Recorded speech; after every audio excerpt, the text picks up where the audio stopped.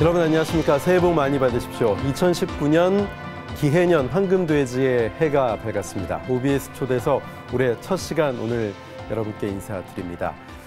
황금돼지 하면 예전부터 행운과 또 재물의 상징으로 여겨졌던 그런 동물인데요. 올 한 해도 이렇게 황금돼지처럼 넉넉한 한 해가 되시길 진심으로 바람하지 않습니다. 자, OBS 초대석 오늘은 넉넉한 일자리 창출을 위해 노력하는 분이죠. 경기인력개발원 전성규 원장 모시고 이야기 나눠보겠습니다. 대한상공회의소 능력개발실장, HR 사업실장, 충남인력개발원장을 거쳐 경기인력개발원장을 맡은 전성규 원장은 기업이 필요로 하는 현장 중심 교육훈련으로 전문 기술인 양성에 노력하고 있다. 또한 4차 산업혁명 시대를 준비하는 선도기관으로 국내 최고의 신기술인으로 다시 태어날 수 있도록 최선의 노력을 다할 것이라고 포부를 밝혔다. 작년 최악의 실업률을 기록한 이유와 취업률을 높이기 위한 경기인력개발원의 노력을 살펴본다. 개발원만의 차별화된 교육과 취업을 알선하는 국비교육생 훈련 과정을 알아본다. 이 밖에 대졸 청년 실업자를 위한 프로그램과 90% 이상의 높은 취업률을 자랑하는 이유, 일자리 미스매칭 해결 방안과 대한민국 4차 산업혁명의 미래에 대해 전성규 경기인력개발원 원장에게 들어본다. 원장님 안녕하십니까. 어서 오십시오. 예, 안녕하십니까. 네, 새해 복 많이 받으십시오. 네. 예, 2019년 황금돼지 해가 밝았습니다. 2018년 벌써 이제 지난해가 됐는데요. 마지막에 어떻게 보내셨고 작년 한 해 어떠셨는지요? 네, 뭐 연말에는 우리 지인들하고 새해 인사도 나눴고요. 또 새해 첫날은 식구들하고 같이 아침 같이 먹으면서 새해 소망도 얘기를 하는 그런 시간을 가졌습니다. 예, 새해 소망 개인적으로 원장님 어떤 소망? 일자리 많이 늘리는 거 드셨습니까? 네, 아무래도 뭐 건강이 제일 중요하다고 생각을 해서 가족들의 건강 그리고 또 우리 제가 하는 사업이 잘 되도록 해달라고 하는 그런 소망을 빌어봤습니다. 예, 지금 제가 하는 사업이라고 말씀하셨는데 그 사업이 바로 대한상공회의소 경기인력개발원이거든요. 예, 인력개발원. 그래서 많은 분들이 좋은 직업 또 좋은 취업 자리 알선하는 데 노력하는 곳인데 어떤 곳인지 좀 소개 부탁드립니다. 예, 저희 경기인력개발원은 국가가 필요로 하는 전문 기술 인력 양성을 위해서 1993년도에 정부에서 설립한 기관입니다. 이후에 94년도에 우리 최고의 경제단체인 대한상공회의소 이관을 해서 운영하고 있는 취업 전문 교육훈련 기관입니다. 예, 대한상공회의소로 이관이 된 특별한 이유가 있습니까? 아무래도 경제단체가 직접 운영하는 것이 훨씬 취업에 좀 유리하겠다라고 하는 판단에서 그렇게 한 거고요. 네.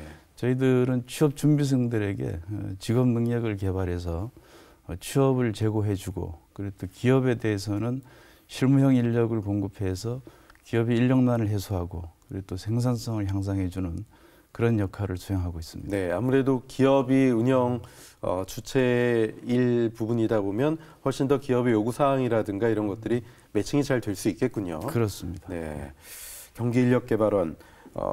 저도 뭐 사실은 이제 어렴풋이 알고 있었는데 개발원의 규모가 어느 정도고 또 실제로 구체적으로 어떤 사업을 하는지 어떤 시설이 있는지 좀 소개해 주십시오. 저희 개발원은 42,000여 제곱미터의 대지 위에 실습동, 또 기숙사동, 또 강당, 식당 등의 그 최신 시설을 완비하고 있습니다. 아울러서 약 재직 근로자 1,000여 명과 취업 준비생들 한 700여 명을 동시에 교육할 수 있는 그런 시설을 갖추고 있습니다. 예, 재직 근로자라 하면 기존에 이미 취업한 분들도 재교육을 받기 위해서 들어와 있는 분들이군요. 네, 그렇습니다. 네, 그분들과 취업 준비생들의 비율이 어느 정도 되나요, 원장님? 아무래도 취업 준비생들의 비율이 훨씬 높고요. 네네. 또 재직 근로자들 같은 경우는 단시간 근로, 단시간에 대한 교육을 하기 때문에 양적으로는 훨씬 많습니다. 네.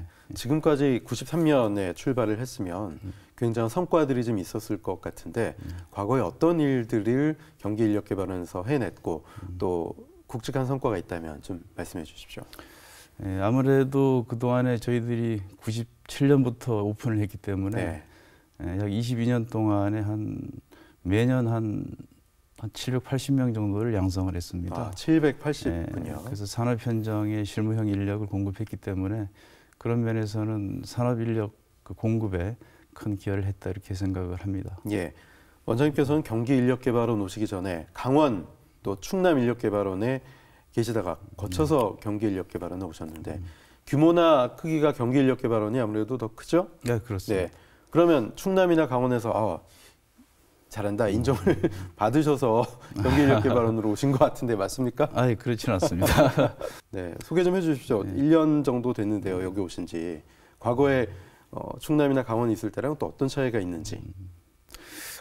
저희 경기인력개발원은 규모가 상당히 큰 기관이고요. 그리고 또 과정 면에서도 매우 다양한 과정을 운영하고 있습니다. 연간 700명 이상을 교육하는 기관이면서 또 과정 면에서는 고등학교 3학년 위탁 과정에서부터 대졸자를 대상으로 하는 4차 산업혁명 과정에 이르기까지 다양한 과정을 운영하고 있는 아주 다이나믹하고 또 복합적인 그런 과정을 운영하는 기관이라고 볼 수 있습니다. 네. 고졸자들 그리고 대졸자들 그리고 현직에 계신 분들 말씀하신 것처럼 이 스펙트럼이 교육받는 분들이 너무 넓다 보니까 게다가 요즘은 또 하루가 다르게 산업 현장이 여건이 변하잖아요.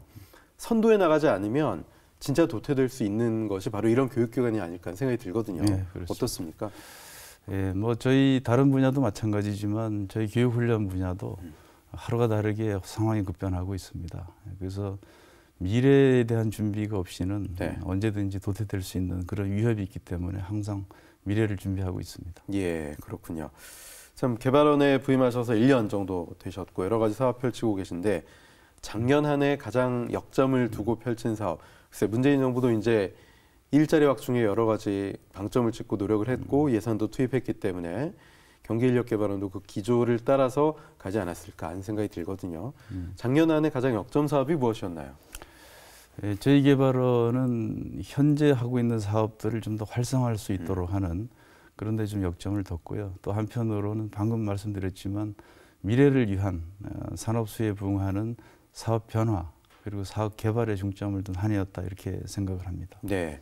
근데 사실 미래를 예측한다는 것이 쉽지가 않잖아요. 그렇습니다. 예, 지금 당장 내일도 급변하는 사회이기 때문에 알 수가 없는데 별도로 R&D 인력들이 많고 예측하고 준비하고 개발이라든가 교육과정 그 인력의 비중은 어느 정도 되나요?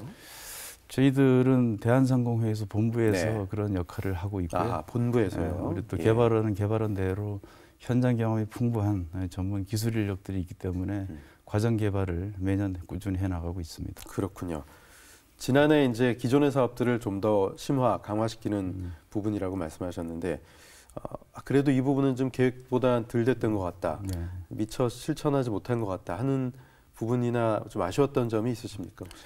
아무래도 저희들이 취업 준비생들을 위한 교육기관인데 정원이 700명이라고 하는 제한이 돼 있어서 충분한 그 수요에 맞게 공급을 하지 못한 점이 가장 큰 아쉬움이라고 생각을 합니다.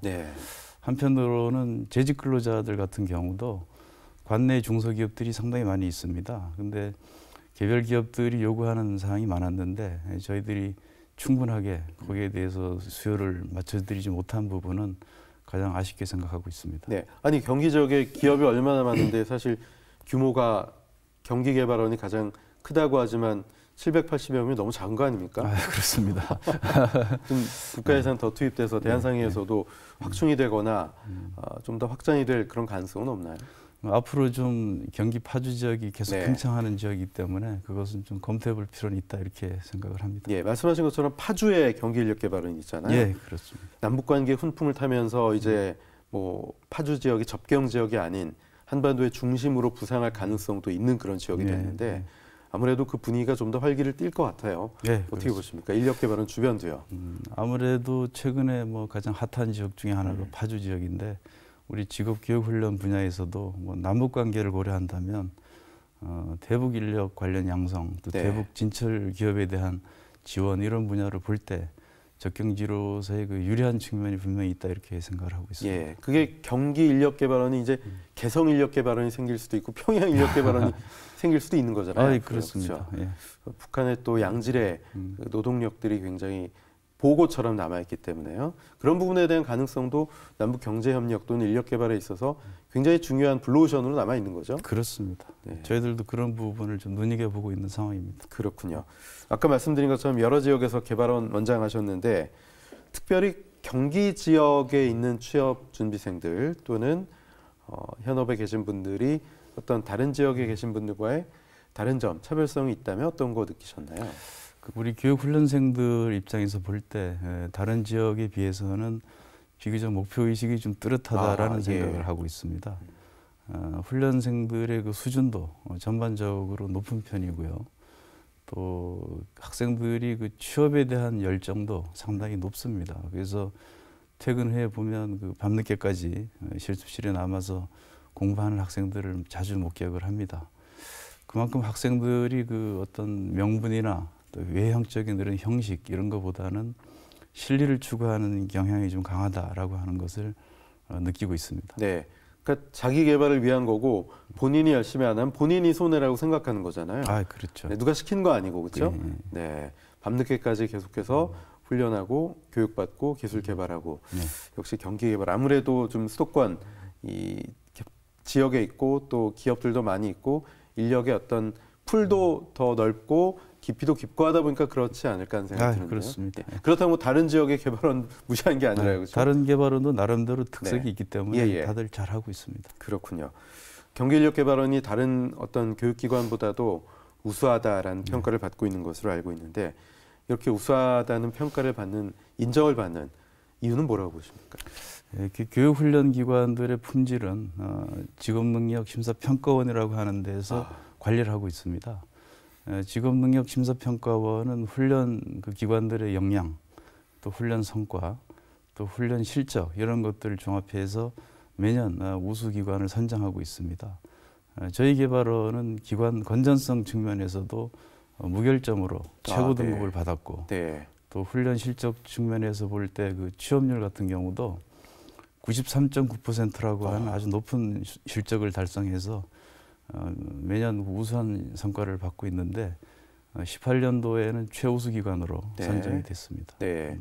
건전성이면 뭐 다른 교육기관은 건전하지 않다는 얘기입니까? 뭐 건전성 평가라고 하는 항목은 어떤 건가요? 기관에 어떤 그 페널티가 없거나 또는 또 어떤 그 대외적으로 무리를 일으키지 않는 그 문제, 뭐 그런 또는 재정적인 능력 뭐 이런 종합하는 그런 청렴하고 투명하다는 얘기죠? 그렇습니다. 아, 그렇군요. 아까 취업률 93% 얘기하셨는데 그러면 거의 다 특별한 문제가 없으면 거의 다 취업을 하신다는 얘기잖아요. 그렇습니다. 네, 특별히 본인이 또 원하는 부분에 대해서 취업하는 경우도 많고요. 다른 기관과 비교해서 93%면 이게 어느 정도인가요? 감이 좀 안 오는데. 보통 한 80% 이상 넘기도 쉽지는 않은 상황입니다. 93% 취업률이면 상당히 비교적으로 높은 거군요. 네.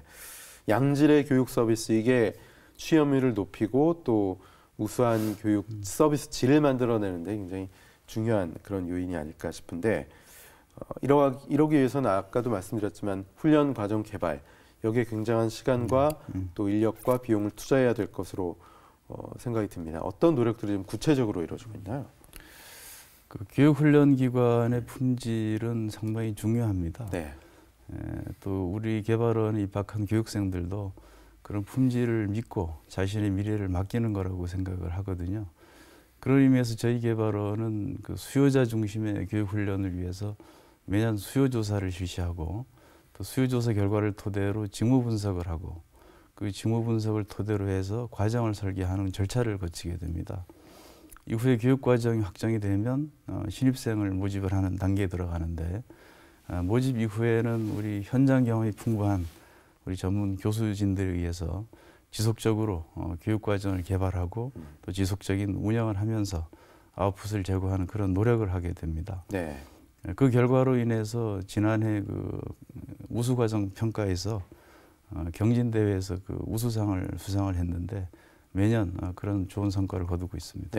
보통 이제 대학에서 여러 가지 지식들을 습득하고 배움을 넓혀 나가도 취업을 해서 내가 직접 현장에 갔을 때 상당히 당황하거나 기업들도 우리가 지금 요구하는 수준의 업무 능력과는 좀 부족한 그런 느낌을 받는 경우도 많고 그래서 이 숙련 과정을 거치는데 상당한 시간이 필요하지 않습니까? 그렇죠. 예. 그런데도 불구하고 경기개발원은 이 부분에서 상당히 만족도가 높다라는 얘기인데, 그러기 위해서는 아까 말씀하신 전문 인력, 또 취업하기 전에 사전에 어떤 기업들과 현장에 가서 직접 이걸 트레이닝해보고, 왜 대학들도 산업협력으로 먼저 좀 맞춰보잖아요, 손발을. 그렇죠. 이런 과정도 혹시 있나요? 예, 저희 개발원도 그 산업 현장과 유사한 환경을 구축해 놓고 있습니다. 그래서 굳이 기업으로 가지 않더라도 여기서 한 10개월 정도를 수련을 하게 되면 충분히 현장에 적응할 수 있는 수준이 되겠습니다. 거의 동일하게 세팅을 해놓고 트레이닝을 하고 가도 전혀 부적응이 없도록. 그렇습니다. 그렇군요. 경기인력개발원에선 훌륭한 인프라를 바탕으로 여러 가지 훈련 사업을 펼치고 있습니다. 구체적으로 어떤 뭐 너무 많을 텐데 어떤 항목들이 있는지, 어떤 훈련 과정들이 있는지 소개해 주십시오. 크게 말씀드린다 하면 우선은 국가기관 전략산업훈련 과정이 있습니다. 이 과정은 국가에서 필요로 하는 국가기관 산업 또는 전략산업을 중심으로 해서 기업이 필요로 한 인력을 양성하는 그런 사업이 되겠습니다. 저희 개발원은 캐드캠이라고 하는 과정을 비롯해서 21개 직종 정도를 운영을 하고 있습니다.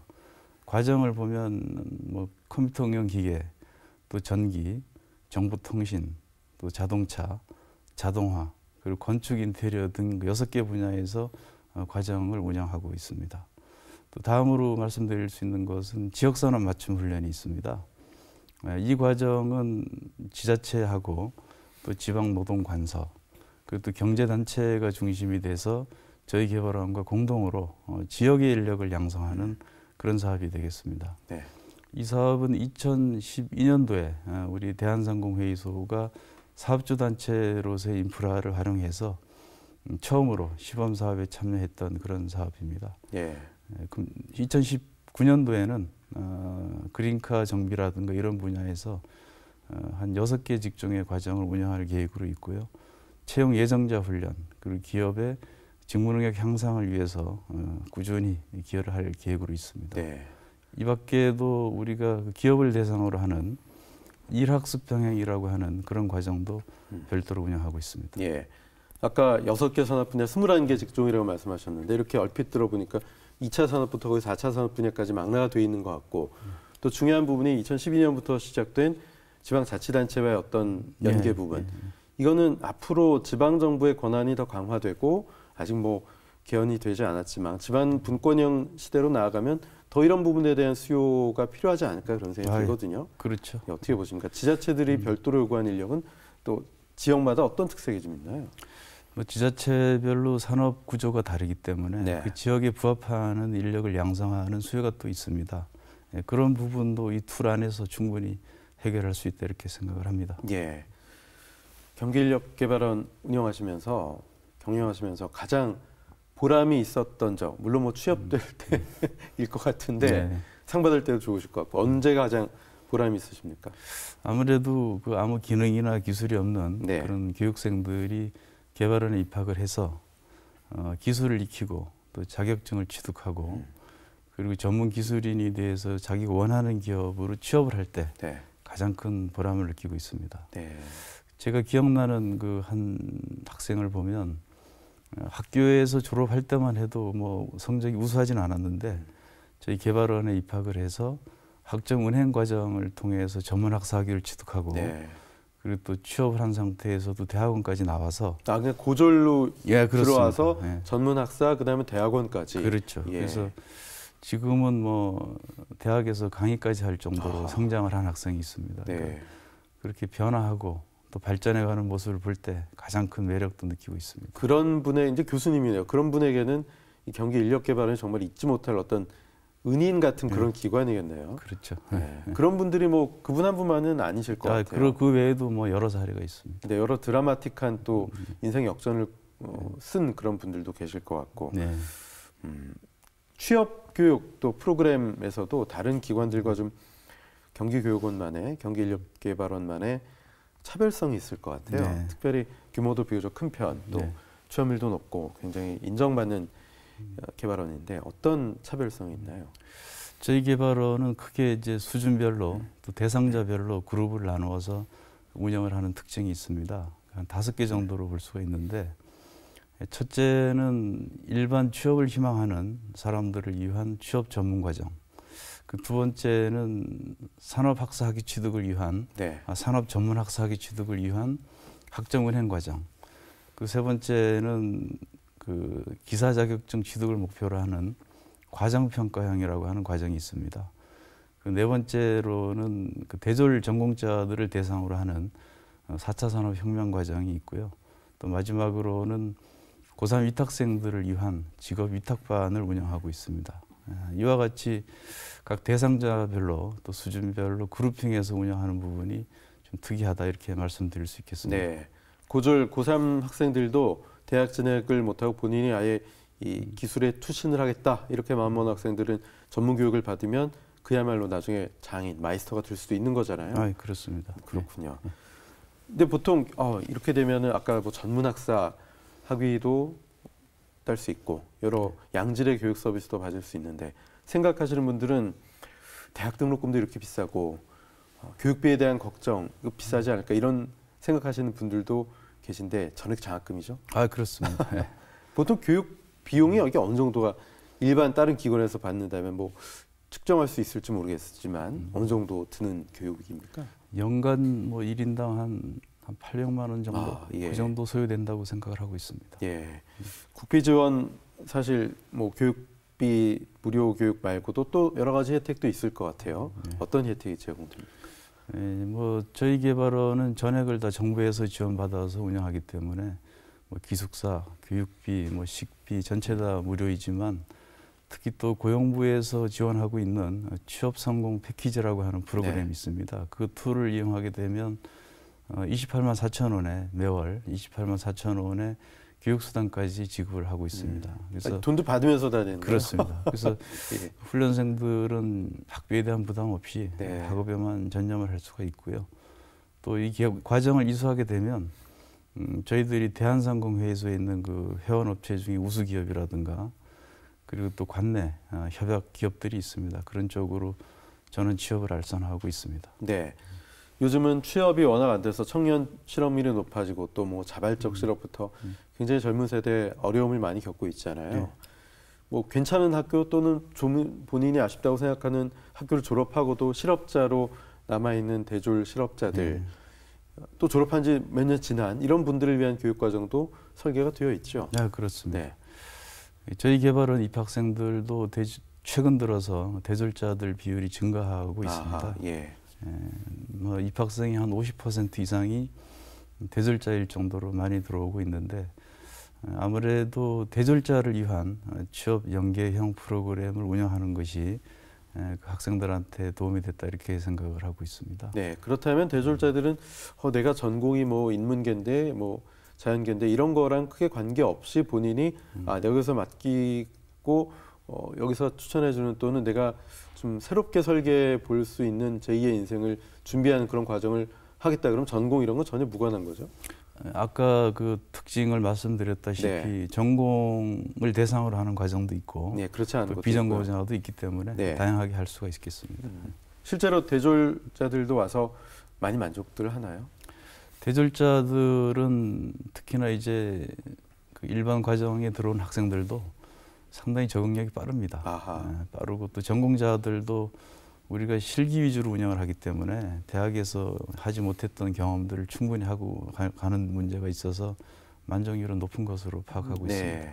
아까 93% 넘는 취업률인데 이제 그래도 비중이 가장 많았던 고졸 이 훈련원들, 교육생들 특별히 취업과 연계까지 되려면 어떤 노력을 또 하시고 계신지 또 기업들은 어떤 요구를 하고 있는지 또 궁금하네요.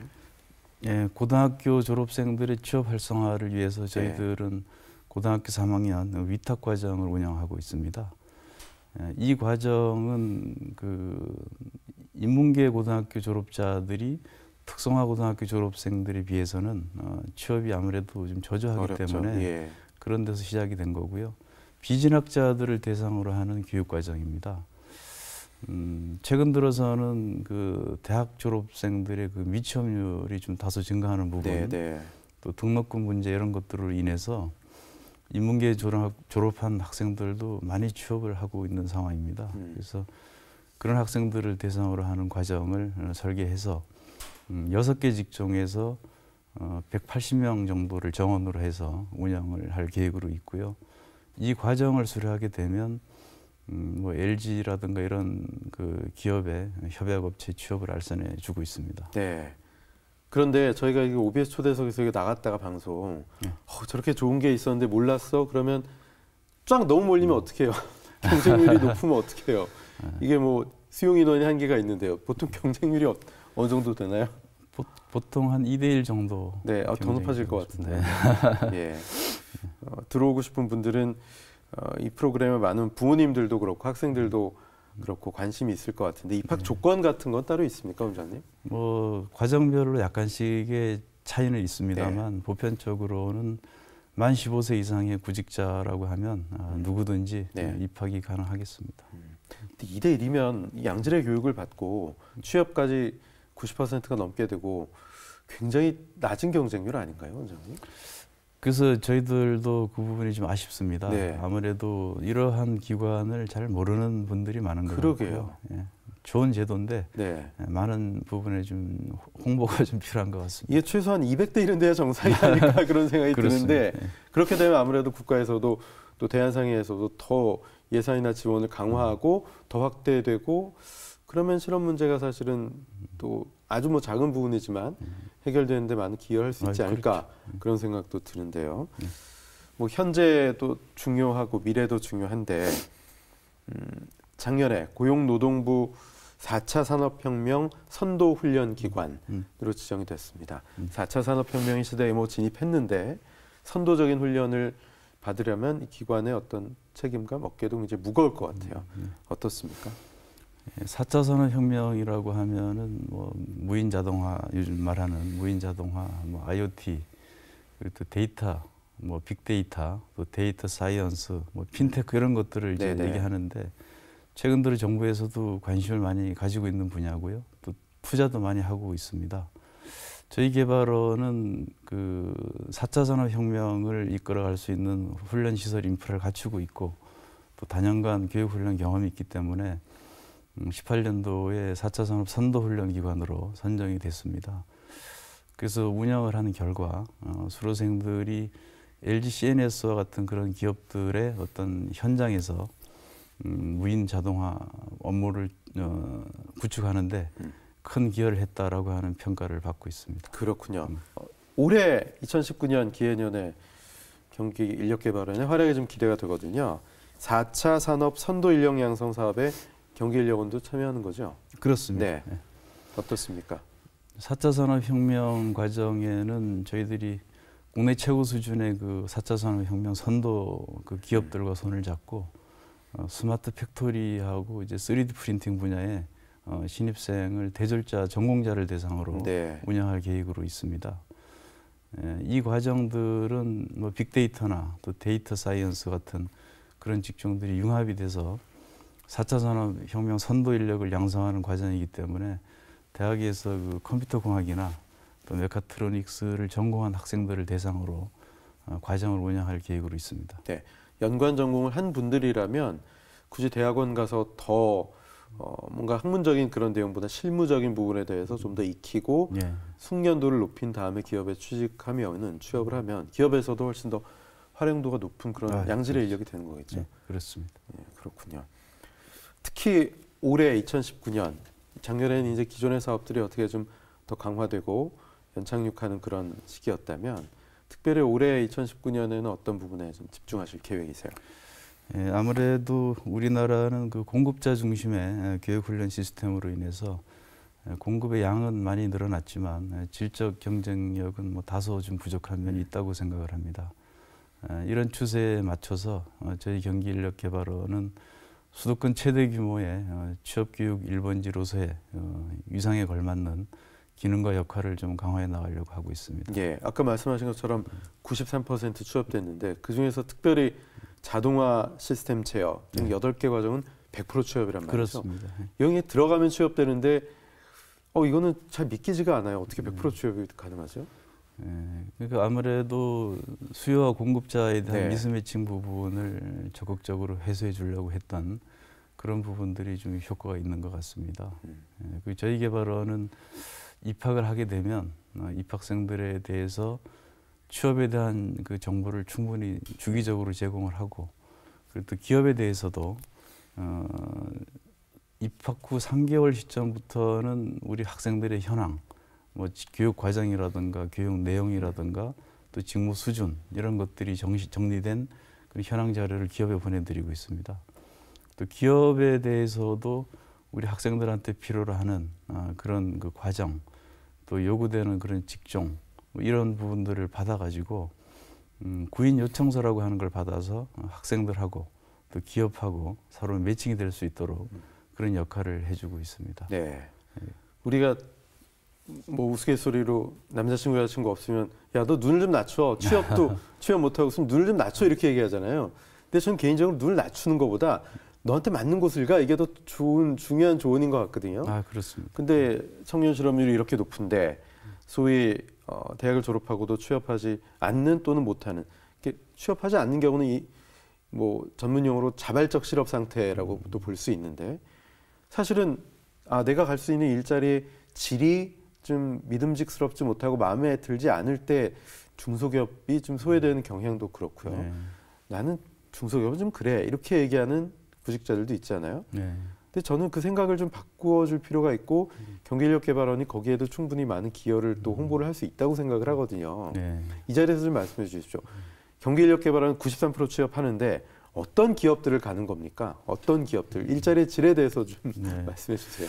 솔직히요. 예, 솔직히 뭐 말씀드리면 아까 그 5개 툴을 말씀드렸는데 5개 과정을 말씀드렸는데 뭐 고등학교 졸업 수준의 그런 직장이 있고 또 대학 전공한 수준의 직장이 있고 뭐 다양하게 구성이 되어 있어서 각각의 그 눈높이에 따라서 좀 대우는 상당히 달라지고 있습니다. 직무 내용도 단순한 그 기능직서부터 또 대졸자 정도의 어떤 심화된 그런 직종에서 일하는 부분까지 상당한 차이가 있다 이렇게 생각할 수 있습니다. 예. 그렇다면 뭐 고졸로 훈련을 받은 수료생과 대졸 전문 과정을 거친 그런 분들과 급여 수준이 같을 수는 없지만 적어도 동일한 소위 얘기하는 스펙을 갖고 있는 그런 분들이 취업할 수 있는 수준에서는 그렇게 뭐 빠지는 회사로 가거나 그러지는 않는다. 그렇습니다. 오히려 저도 이제 기업 간담회를 하면서 우리 관내 기업들 한번 투어를 한번 하면서 간담회도 하고 했는데 최고 걱정하는 부분은 청년들이 오지 않는다는 겁니다. 오히려 사실 그 포스트 역할을 해줄 수 있는 기능 인력들이 와주면 급여도 뭐 한 2, 3천 정도씩은 받고 있거든요. 그러면서 그 일을 미래에까지 연결될 수 있도록 지속적으로 할 수가 있는데 지금은 젊은이들이 지원을 하지 않는 부분이 있어서 가장 걱정이다라고 하는 그런 하소연을 많이 들었습니다. 네. 원장님 개인적으로는 젊은이들이 왜 지원율이 낮고 꺼린다고 보세요? 뭐 어려운 얘기인데 이건 뭐 국가적인 어떤 뭐 구조의 문제를 얘기해야 될 수도 있고 굉장히 좀 광의의 질문인데 우문인데 답해 주십시오. 아무래도 과거와 좀 달라진 부분들이 젊은이들이 좀 눈에 보이는 쪽에 좀 많이 신경을 쓰는 것 같아요.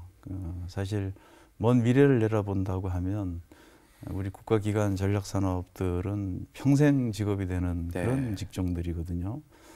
한 1년 정도 고생을 하면 평생 직장 생활을 할 수 있는 무기를 얻게 되는 건데 그런 것들은 생각하지 않고 당장 좀 편안한 거, 눈에 보이는 거 위주로 이제 생각을 하다 보니까 그런 현상이 나타나는 것 같아요. 그래서 젊은이들의 사고방식을 좀 더 바꿔줄 수 있는 그런 캠페인 내지는 교육도 좀 강화되어야 되지 않겠나 그렇게 생각합니다. 당장 다 공기업이나 금융권이나 화이트칼라 직종에 근무를 하면 이 산업이 돌아갈 수가 없잖아요. 국가산업 구조가요. 그렇죠? 그렇다면 정부도 이 일자리 부분에서 굉장히 큰 고민을 갖고 있고 뭐 중소기업에 취업하면 1인당 청년 뭐 얼마 지원해 주겠다. 지자체들도 그런 부분에 대해서 많이 고민을 하고 있고요. 근데 이건 더 어려운 얘기예요. 정부의 일자리 정책에 있어서 조언은 아니고 그냥 이런 부분이 조금 아쉬운 것 같다. 큰 기조에서 이런 부분을 조금만 현장의 목소리나 교육기관들의 목소리, 기업의 목소리를 반영해주면 좋을 것 같다라는 그런 아이디어가 있으시다면 혹시 어떤 말씀 주실 수 있으실까요? 아무래도 뭐 IMF 후에 우리 그 경제가 상당히 좀 침체돼 있는 네. 부분도 있는 것 예. 같고 또 실업률도 높다고 하는 현상인데요.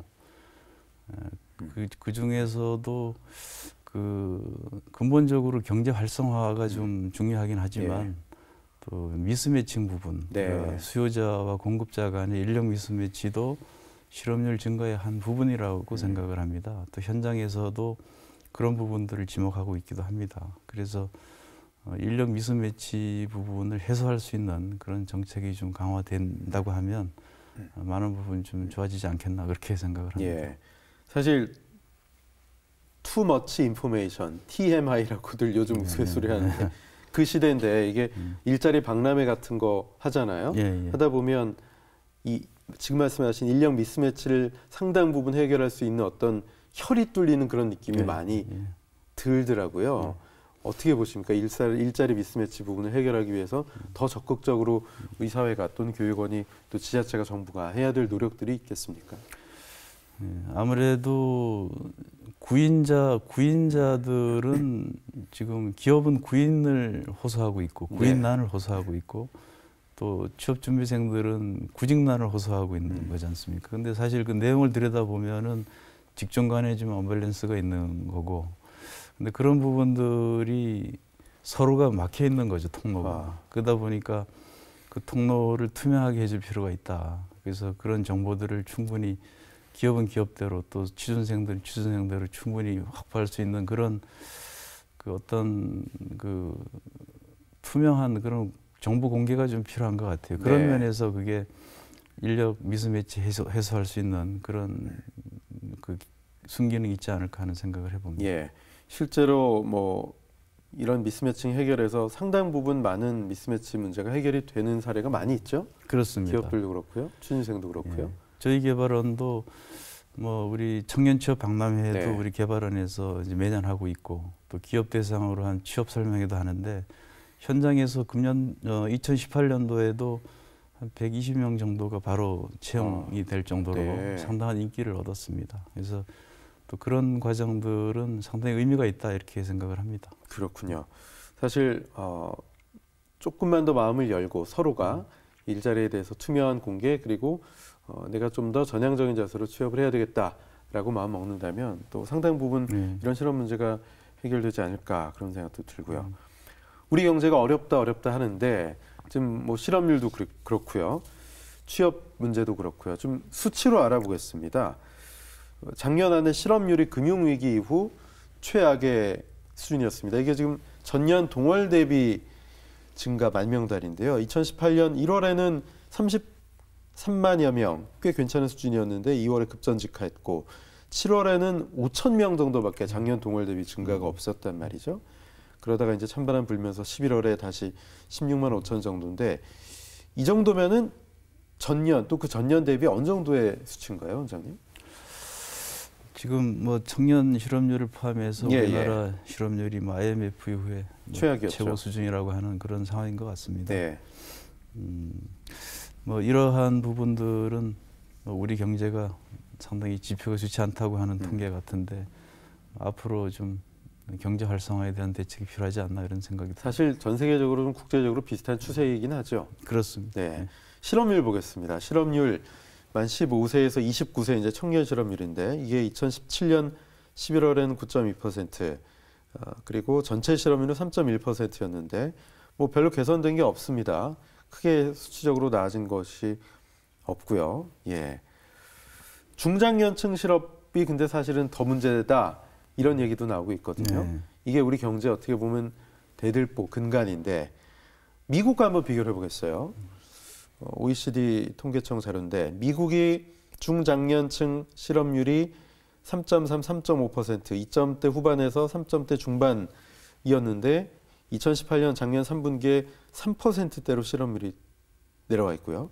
반면에 우리나라 실업률이 가장 낮았을 때가 재작년 4분기 2.1%였는데 이게 3%가 되면서 2.9% 미국을 오히려 역전을 했습니다. 미국보다도 사실 미국은 지금 트럼프 행정부 들어오고 나서 뭐 경제 호황이다 내부적으로 이런 얘기도 나오고 있잖아요. 어떻습니까? 우리와 비교해서요. 뭐 미국 경제 뭐 전문가는 아니지만 뭐 그 나라는 자국의 그 경제 이익 보호를 위해서 상당히 신경을 많이 쓰는 보호무역에 아주 올인했잖아요. 지금 뭐 중국에 대해서 견제하는 것도 최근에 상당하지 않습니까? 저는 뭐 우리 대한민국을 볼 때는 우리 경제 활성화가 좀 중요한 부분이 아니겠나 이렇게 생각을 하고요. 그런 면에서 볼 때 특히나 그 청년 실업률 해소하는 부분은 가장 큰 좀 걱정이 되는데 이런 부분에 큰 정책적 좀 대안이 나왔으면 하는 바람입니다. 2019년 기해년은 좀 황금 돼지처럼 넉넉해질까요? 뭐 좋아질 거라고 생각을 합니다. 사실 예산도 뭐 사상 최대 예산을 쏟아붓는 슈퍼 예산이 들어간 올해인데 이게 일자리 부분에 투여가 되는 것이 당장 어떤 지표적인 호전으로 나오기는 상당히 쉬운 부분이 아니잖아요. 어떻게 보십니까? 아무래도 교육훈련 분야도 그렇고 일자리도 좀 장기간 좀 시간이 필요한 부분이지 않습니까? 이게 뭐 당장 뭔가 투입한다고 해서 바로 아웃풋이 나오는 건 아니기 때문에 정책적인 변화를 좀 보면서 좀 기다려줄 필요가 있다 이렇게 생각을 합니다. 그렇다면 올해 실업률 극복을 위해서 문재인 정부, 현 정부나 또는 경기도에 바라는 점이 있다면 좀 어떤 점이 있는지 소상하게 말씀하셨습니다.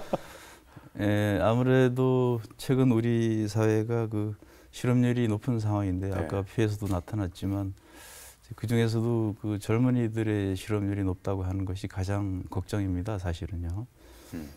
그런 면에서 볼 때 청년들이 그 취업 시장에 바로 진입할 수 있도록 그 정책적 그 지원을 강화해 줄 필요가 있다 하는 바람이 있습니다. 또 경기도에 대해서는 우리 경기권 지역에도 우리와 같은 그런 취업교육훈련 전문기관이 있다는 것을 좀 기억해 주시고 교육훈련 인프라를 최대한 좀 활용할 수 있도록 해주셨으면 하는 그런 바람입니다. 뭐 직접적인 원인이 있다라고 단언할 수는 없지만 기업들이 더 걱정하고 소위 몸을 사리는 것은 최저임금 인상 그리고 주 52시간 근로 이런 것들에 대한 어떤 압박이 오지 않을까 그런 걱정도 있거든요.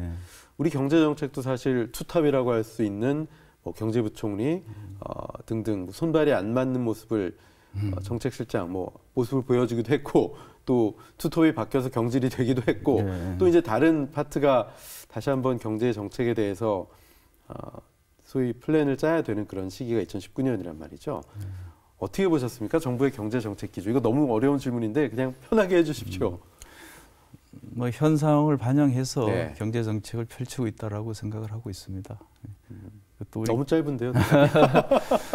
뭐 경제 정책은 뭐 사실 제일 어려운 정책이라고 얘기 들었는데 그런 만큼 고민도 깊은 그런 상황에서 나온 그 대책들이기 때문에 좀 기다리면서 좀 과정을 봐야 되지 않겠나 그런 생각입니다. 역시 뭐 시간이 좀 필요한 부분이다라는 건데 뭐 사실 우리 경제가 가계 부채 문제도 있고 또 실업 문제도 있고 여러 가지 또 복지 비용 증가의 문제도 있고 하지만 가장 중요한 거는 우리가 먹고 사는 거 그러려면 돈을 벌어야 되고 직장이 있어야 되고 취업이 돼야 되잖아요. 그 취업이 안 되는 부분에 대해서 가장 많이 걱정을 하고 또 정부에서도 심각성을 인지하고 있는 또 문 대통령도 직원들을 질책을 했었고요. 이 부분이 나아지기 위해서는 저는 정부의 정책도 중요하지만 아까 말씀하신 것처럼 취업자, 구직자의 인식 전환이 굉장히 중요하고 그렇습니다. 그러기 위한 과정에서 진짜 국가적으로 인식 전환을 위해서 애써야 된다고 생각하거든요. 하다못해 전 뭐 교육도 해야 된다고 생각을 해요. 학교에서도 직업에 진짜 뭐 좋은 직업과 나쁜 직업 귀천이 없다는 게 아주 옛말이 아닌데도 불구하고 현재까지 우리의 인식은 그렇습니다.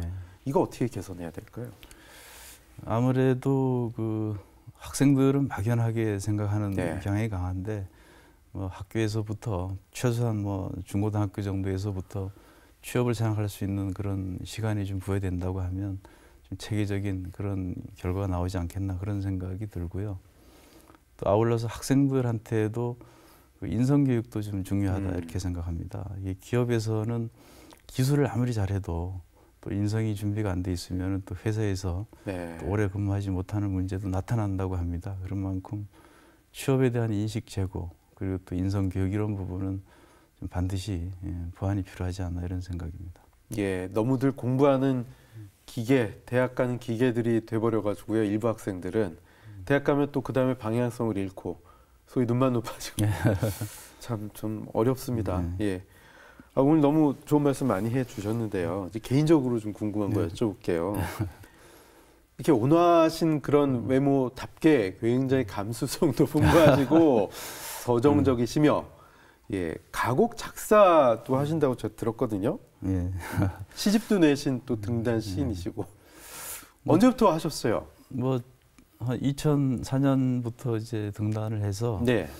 시집도 몇 권 내고 또 산문집도 내고 했는데 뭐 이제 문학 소외계층이라든가 네. 또 좋아하는 독자층이 있습니다. 그래서 취미생활을 겸해서 뭐 꾸준히 작품 활동을 하고 있습니다. 또 아울러서 한국 가곡 작사가 협회라고 하는 네. 우리나라 그 전통 가곡을 이어가고 있는 그런 순수 단체입니다. 네. 거기에도 참여를 해서 매년 그 성악가들하고 또 작곡가들 또 작사가들이 모여서 발표도 하고 하는 그렇게 하고 있습니다. 사실 퀸 열풍이잖아요. 보헤미안 랩소디라는 영화 때문에 네. 굉장히 전 국민적인 사랑을 받고 있는데 우리 가곡 또 우리 노래에도 정말 아름다운 곡도 많고 가사도 많은데 그런 아쉬움도 좀 있더라고요. 그렇습니다. 네. 그렇다면 저희가 그냥 넘어갈 수가 없어서 시집을 몇 권 내신 또 시인이시기 때문에 2018년을 마무리하고 2019년을 시작하면서 시청자 여러분께, OBS 시청자 여러분께 또 마음이 좀 팍팍한 취준생 여러분께 좀 힘이 되고자 시 낭송 한 편을 주문 드렸는데 괜찮으신 거죠? 예. 예, 그러면 우리 전성현 원장님 시 한 편 청해 들으면서 OBS 초대석 2019년 기해년 첫 순서는 여기서 모두 마치겠습니다. 다시 한번 새해 복 많이 받으시고요. 여러분 오늘 시청해 주신 여러분 대단히 고맙습니다.